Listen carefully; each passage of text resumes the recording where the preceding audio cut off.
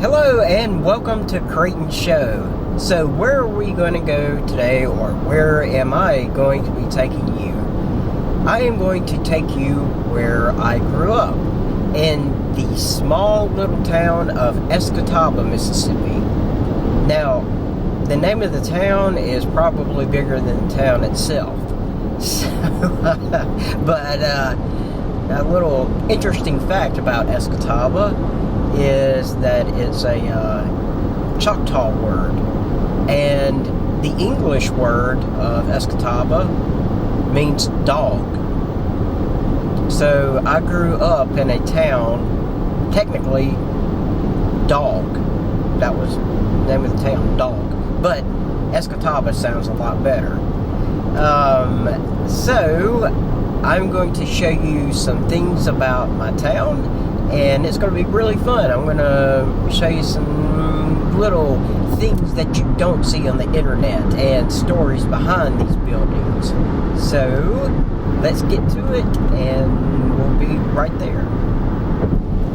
We are on I-10 right now, and we passing exit 69, which that brought a lot of jokes, believe me.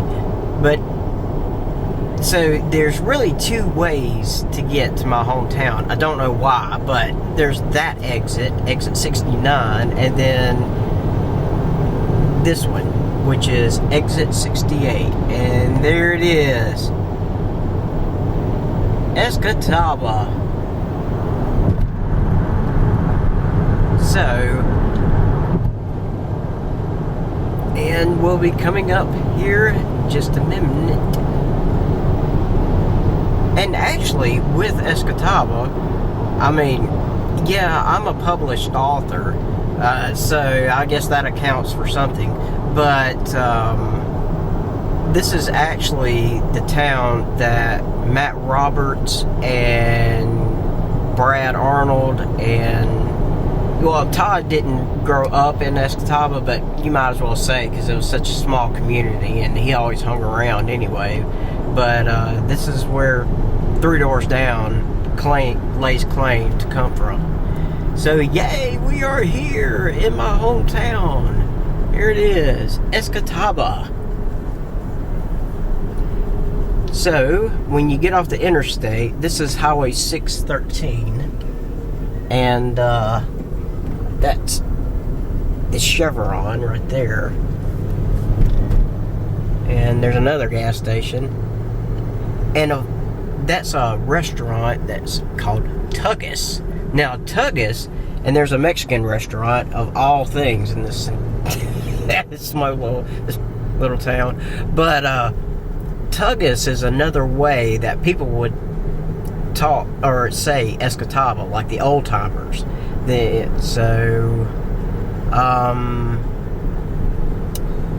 Now this I'm going to pull off, and right here, and there's seems to be a yard sale of some type going on, which is not a moving sale.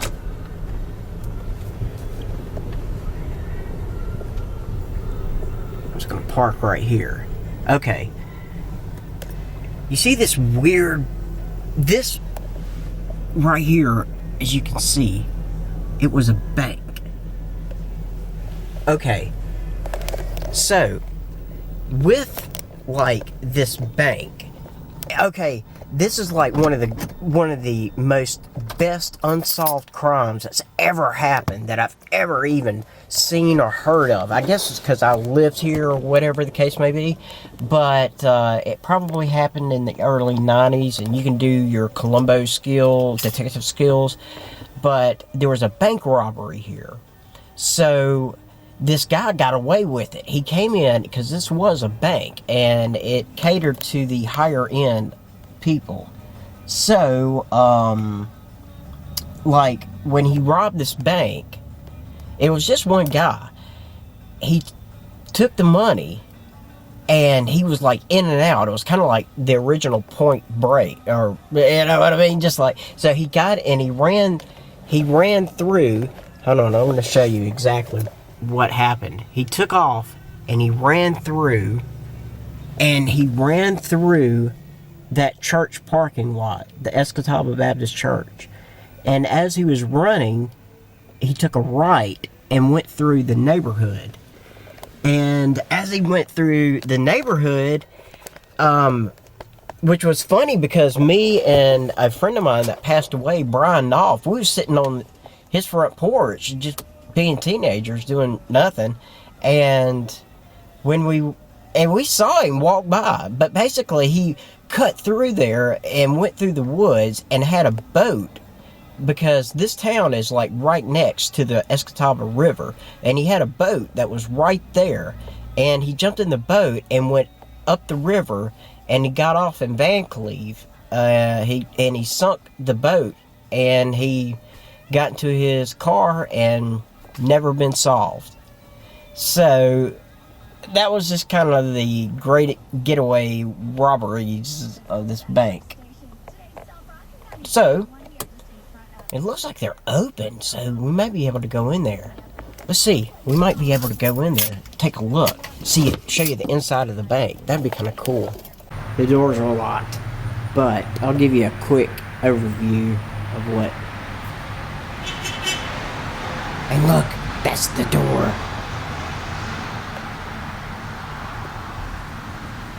Cool little yard sale going on, so I may check this out for sure.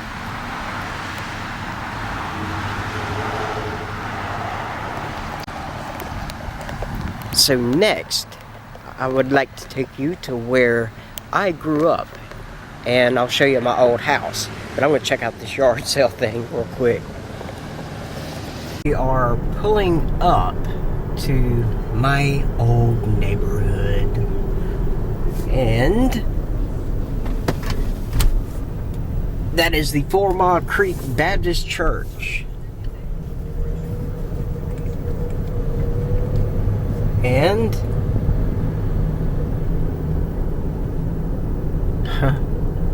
it's amazing.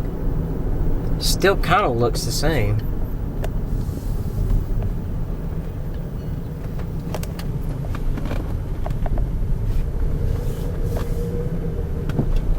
That house right there, a guy named Will Lander, he lived there, and he was kind of like the neighborhood bully, if you will. I don't know what the deal was, but I mean, he just kind of was the neighborhood bully.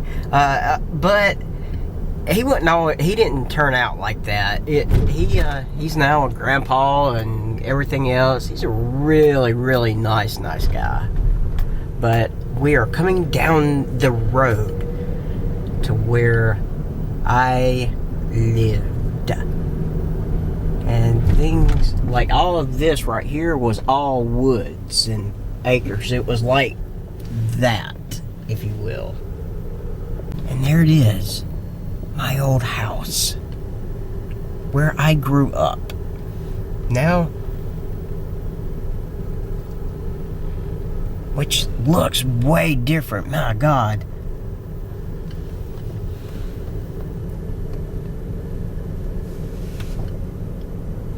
Yeah, they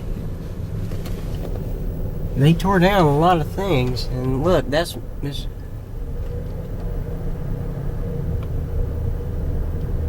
Look, wow, these are all like my old neighbors and things like that, and I don't understand this. I never did.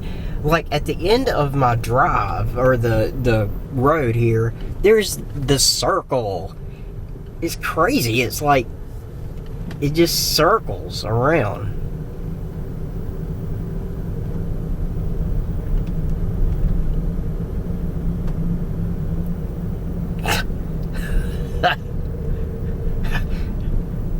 That's it. It's what they call it. That's what everybody in the neighborhood back then, that's what we called this circle.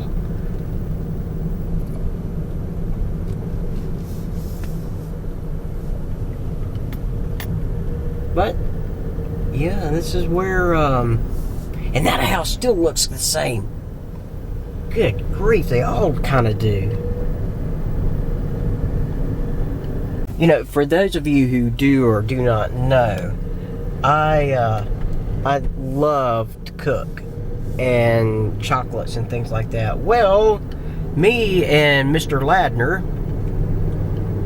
we decided to make our own pizza one time when we was kids, and for some reason we decided to shake up 2-liter Coke bottles as vigorously and as we could.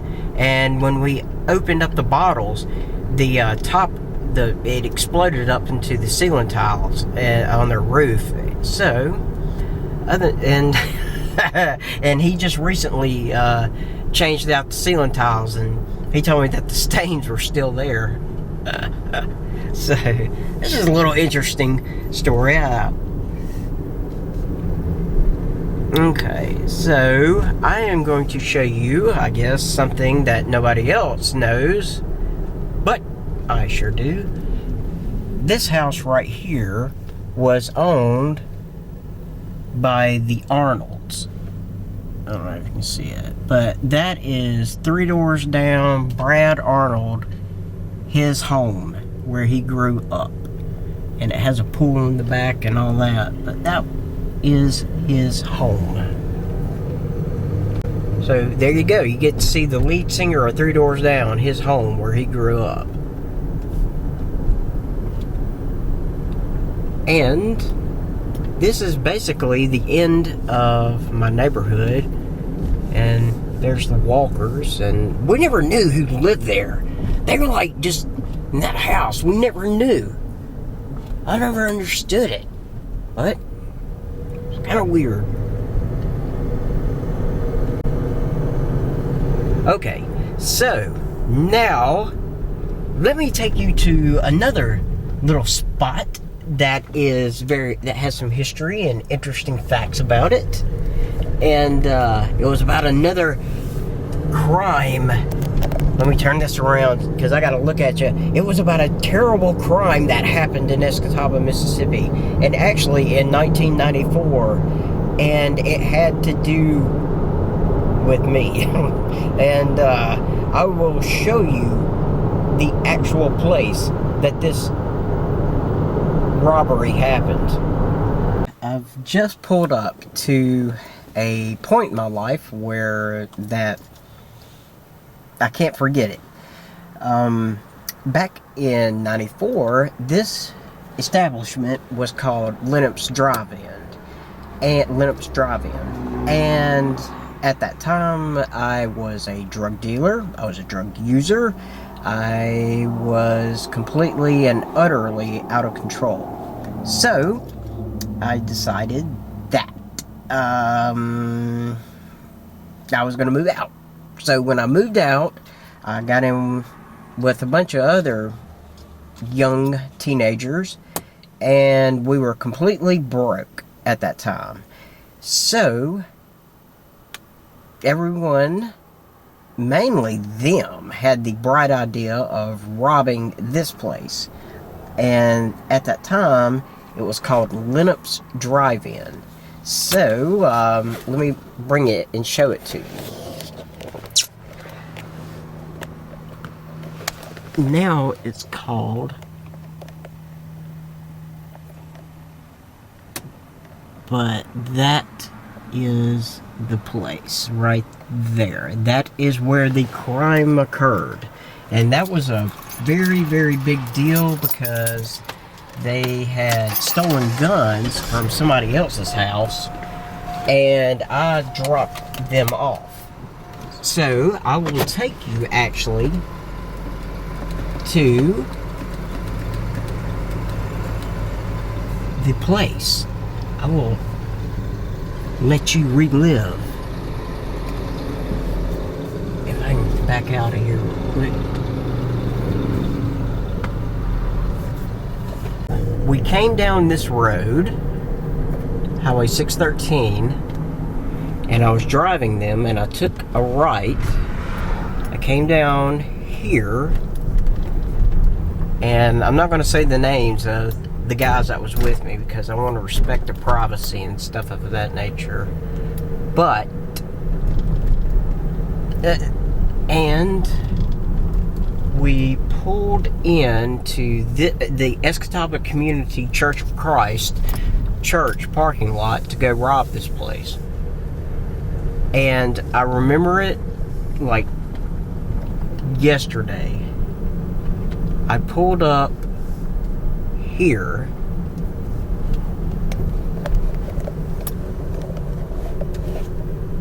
I parked the car, put it in park, and then they got out and went through the woods. And then that is where the robbery happened. So, and oddly enough, well, you know, that's just, they robbed the place with guns. So I didn't do it, but I did drop them off, and I picked 2 of them up afterwards. So I got 3 years of strict probation. There was I wrote about it in my book, but which, by the way, is called How Many Chances? And there's a shameless plug. I don't even think it's in print no more. So that's what happened. And then I drove out here to my escape, and then I got arrested.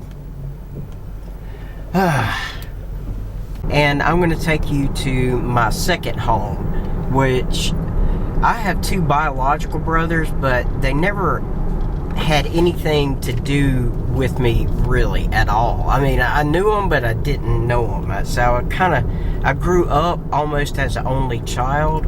So, like, the only brother that I ever had was Brandon Deal. And I will show you the house where I grew up at, basically.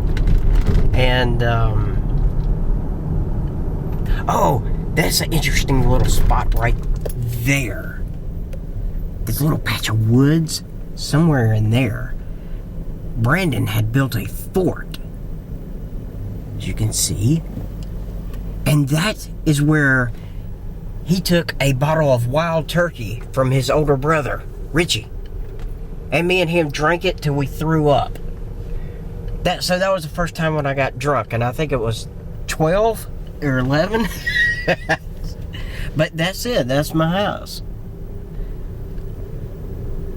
The Deal residence, or Perry's now, but I ain't gonna go in there because my mom freak out. Be like, what are you doing? So, oh yeah, and I almost forgot. Another little famous lay to claim to this town is that my cousin, I had one actual biological cousin, and she lived right there, the Owens. Christy and Brandon Owens, they lived in that house. But she is or was or something a New Orleans Saints cheerleader. Now the funny thing about that is she's over 40, and somehow she got that gig. I don't know how. And but that's another small little town here. But this is another little neighborhood that I grew up in. The memories.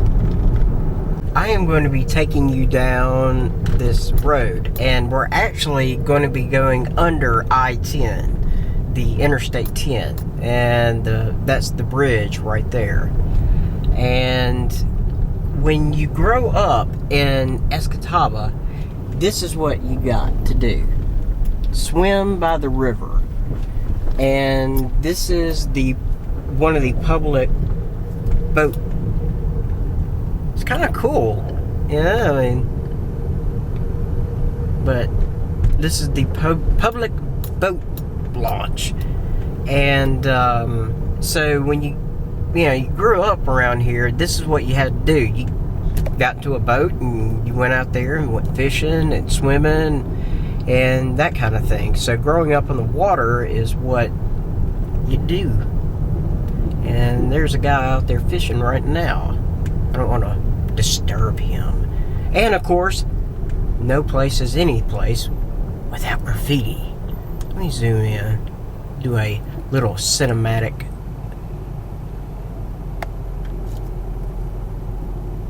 Ah, there we go.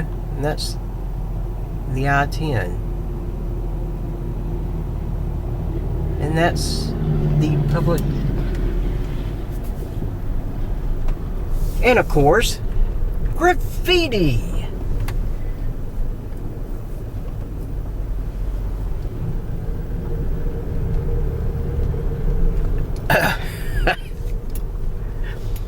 Nothing says love without spray paint. And there it is, the other side of the interstate. We're actually riding in the middle of the interstate.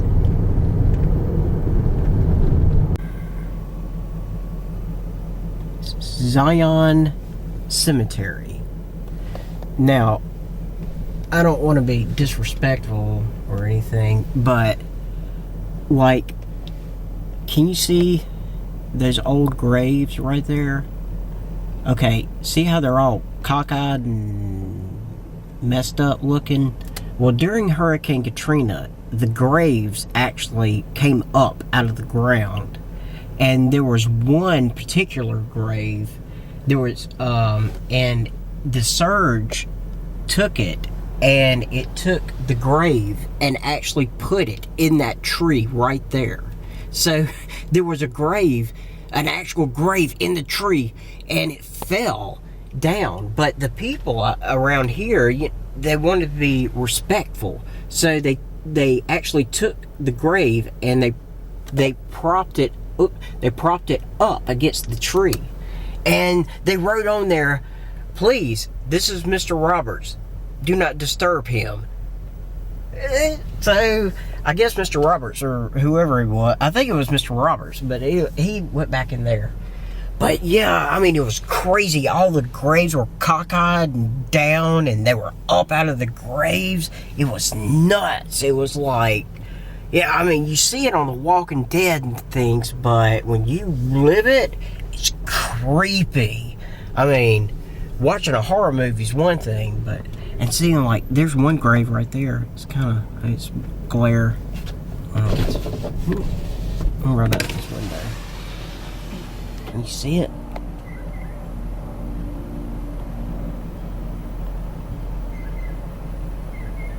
There's still damage that's been done, but that's one of my Katrina stories.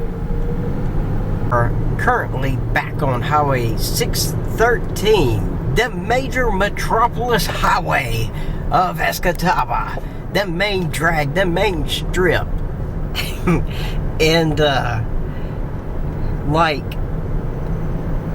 and I'm sure that if you don't know or anything of that nature, there's always one grocery store in every small town, and that's where everybody would go, or like the pharmacy. It just kind of depends.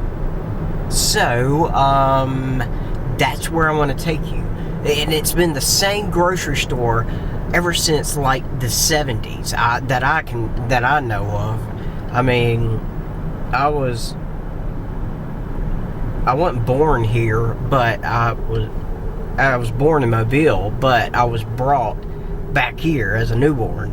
And my dad, he's worked here since 1974. And I will show you, and this is another little interesting point. We have one red light. So when somebody from this town of Escatawpa says, "I'll meet you at the red light," this is it.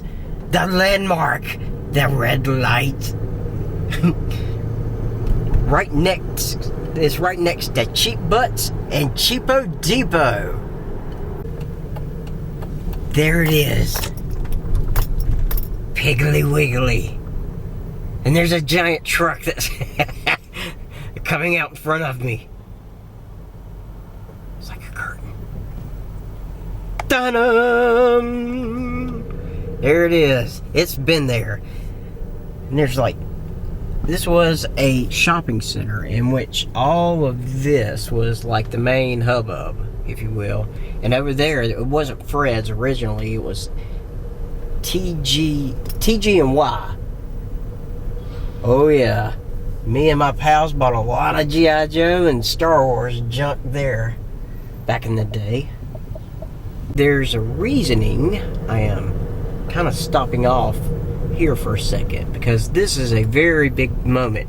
Not moment, but a that right there, Fred's Pharmacy, as it's currently called per se. But that is the store that me and my daddy owned, and it was called Escatawpa Pharmacy. So Escatawpa Pharmacy was kind of, besides Burnham's, there was like 2 pharmacies in this whole little town. And there was a lot of great memories. I mean, for 30-something years, my dad is still working there. The same building for 40 years, I know. The same place. He's still there. I guess he's like a landmark as well. And so that's a cool little spot. For me, anyway. And there it is. Cheapo Depot. This is crazy. I gotta get this. Cheap butts. I don't know if you can see that. Cheap butts. The best cheap place for cheap butts. For cigarettes. Okay, so I've shown you a lot, and I'm going to show you one other major stapleton of this town, of this giant metropolis town. That it's pretty cool. I mean, that you probably see every day, or not every day. I mean, but yeah, it's a little history behind it. So I'm going to show you that real quick. I mean, in this small little town of all places. Now, where we're going is in Helena. Now, Helena's kind of like Escatawpa, except there's really, I mean, there's like nothing there, just houses, just people living and doing their thing. But in Helena, there is something that everyone must see. I don't know why. It's kind of crazy. It's kind of nutty. But in this small little town, there is that. The airport. I can't figure it. This is called Trent Lotz International Airport. There it is, as you can see. International superstardom.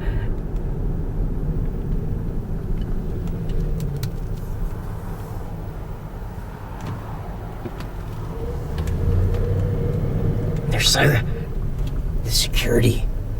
There it is, Trent Lotz International Airport. And there's a person behind me. I don't know why.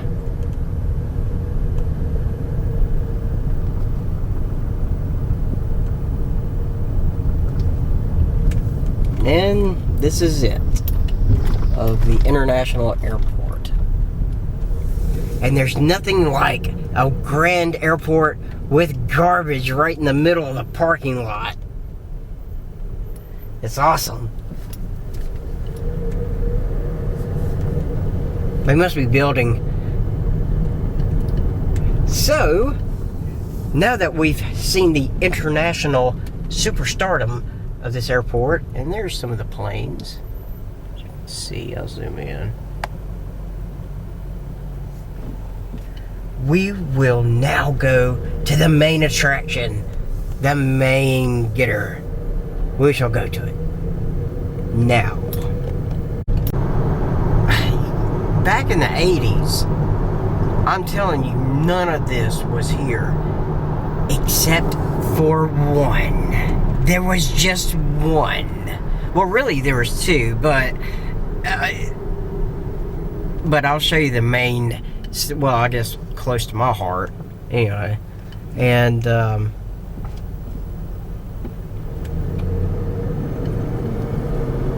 like these red lights and things was never there. It's kind of nutty. But as you can see, there's like a Ruby Tuesdays, a Taco Bell, which sounds awesome, McDonald's, and Chevron, and I mean, there's like just Cracker Barrel. It's crazy how much it's built up. If you could imagine just for a minute, all of this woods, complete and utter woods, as and like moss. It was nothing like this. But in the midst of this giant corporate stuff is that. Well, if I can get over, hold up, let me get over here, so that way it won't cause a wreck. There it is. Wait, not Chevron, Hardee's. That's it. That is the staple.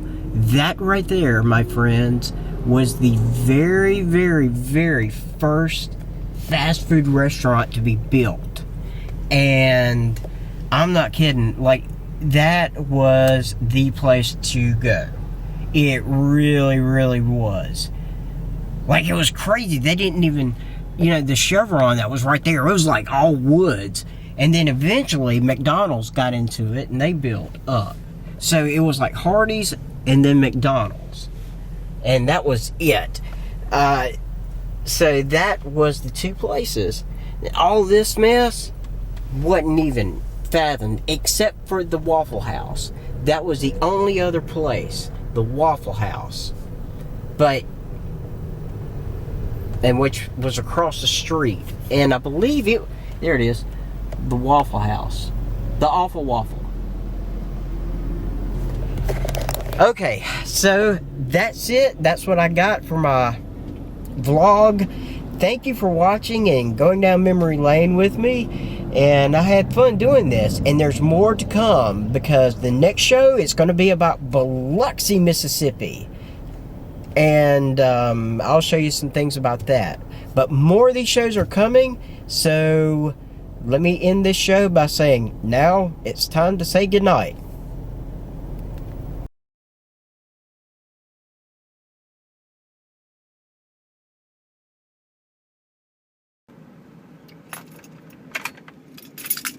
You know, it's funny when me riding around in Escatawpa, my hometown, it reminds me of a famous line that an author I once read that an author said when he was talking about his small town.